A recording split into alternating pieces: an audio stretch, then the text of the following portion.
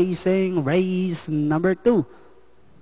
Racing just is started. We have Semper Fidelis, Thunder Ribbon rushing upon the outside. Inquiries down on the inside. Then comes Golden You, Pure Motion rushing up his Idol Borong. And on the outside now is Apple Green Magnolia. Second last, while Lover of All is the early trailer by about 8 lengths of the leader. And going along for the first turn, we have Thunder Ribbon by about 2 lengths, followed by Semper Fidelis in second.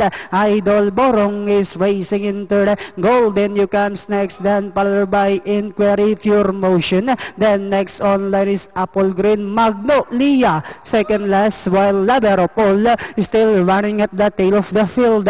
Back to the leader, we have Thunder Ribbon by about half length. Moving up now down on the inside is Semper Fidelis. Idol Borong comes next. Golden You, Pure Motion is down in fifth. Then comes Apple Green Inquiry Magnolia, while Lover of All still running at the tail of the field. And on the fourth turn, we have Semper Fidelis now takes command.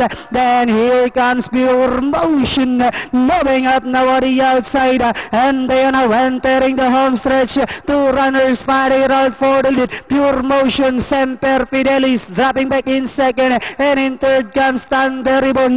Last 100 meters, we have Pure Motion followed by Semper Fidelis in second, and in third comes Golden You, Idol Borong, and finally we have Pure Motion, Semper Fidelis, then comes Golden You, Idol Borong, Magnolia for your Pentapekta. Ay, Magnolia. Anong datingan? 836